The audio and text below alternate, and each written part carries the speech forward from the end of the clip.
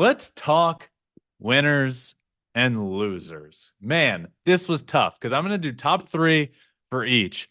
And I feel like I could have put everybody in the league into one category or another, and doing it top three winners and losers was tricky. I almost wish it was top five, but producer Taylor said I can't do top five because that's most of the league when all is said and done, almost half the league. So we're going to do three.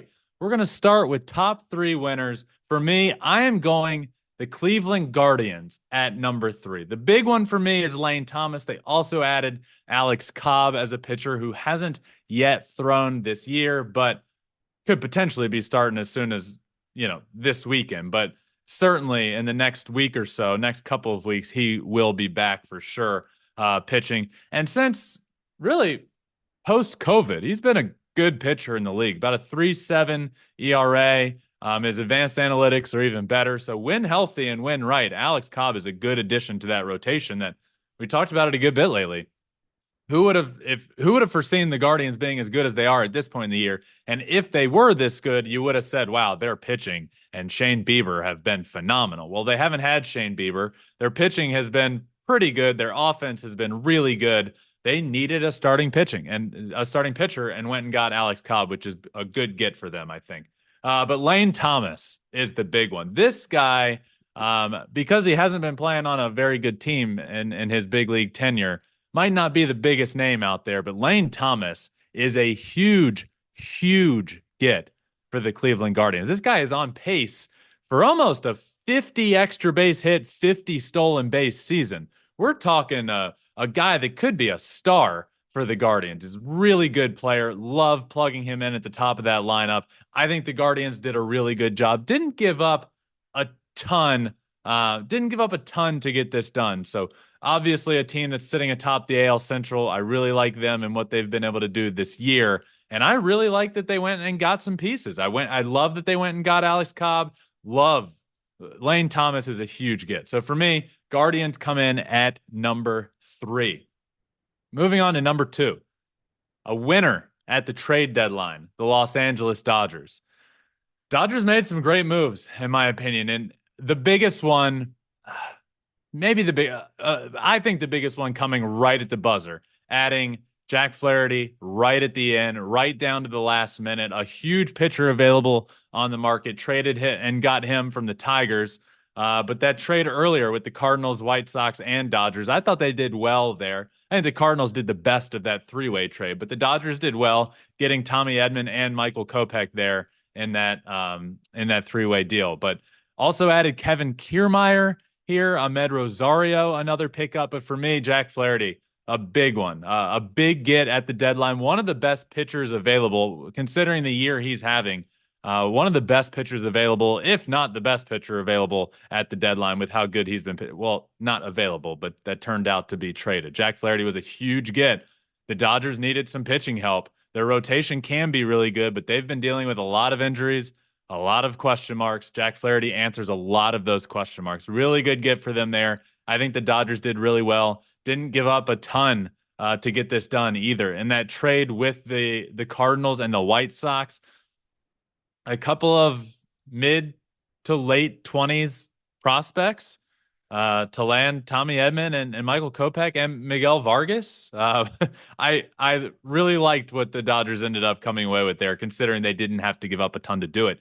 And the trade for Jack Flaherty, we'll talk about this later, but I also didn't feel like they needed to pay that much to get this done. So with what felt like a seller's market for a while, they did really good there with getting Jack Flaherty down at the buzzer. So for me, Dodgers as a number two winner. I go Guardians at three, Dodgers at two, and my number one winner at the 2024 MLB trade deadline, the biggest winner of them all, the Miami Marlins.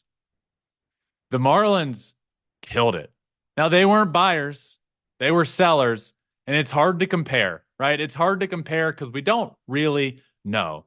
When it's all just prospects and numbers that are on a piece of paper, it's tough to know. But the Marlins and Peter Bendix had themselves one hell of a deadline. This could be a generational deadline they just had. I mean, They made a trade late with the Padres for Tanner Scott, an all-star closer, for to get the number 3, the number 4, the number 6, and number 29 prospects from the Padres.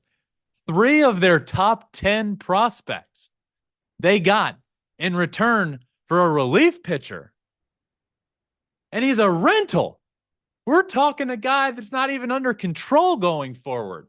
We're talking about a guy for the rest of this season. You got 3 of an organization's top 10 prospects? That trade alone deserves for them to be in this top 3 winners conversation. But let's move on to continue to talk about the Marlins and how they got Kyle Stowers and Connor Norby from the Baltimore Orioles for a guy with a 4.92 ERA this year. Trevor Rogers, left-handed starter. Left-handed starters that are young and controllable are hard to come by for anybody. But to get Stowers and Norby, if you're the Marlins, that is a huge get.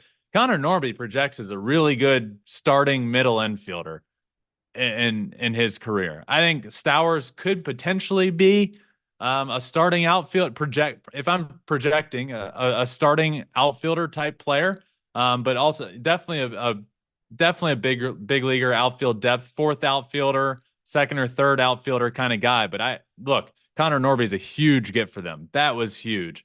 I just felt like you look up at the end of the deadline and you want to talk buyers here, right? You want to talk who won the deadline, what buyer put themselves in a great position. If you ask me who won the deadline, the name that keeps coming up to me 10 times out of 10 is the Miami Marlins. And I do get tired. I get tired of the same rinse repeat thing. And I'm sure people are going to comment and say it's the same thing over and over and over with the Marlins. The Rays do it. You make trades, players become good, you trade them away, rinse and repeat. But they weren't good this year. They didn't have a playoff team. What are they supposed to do?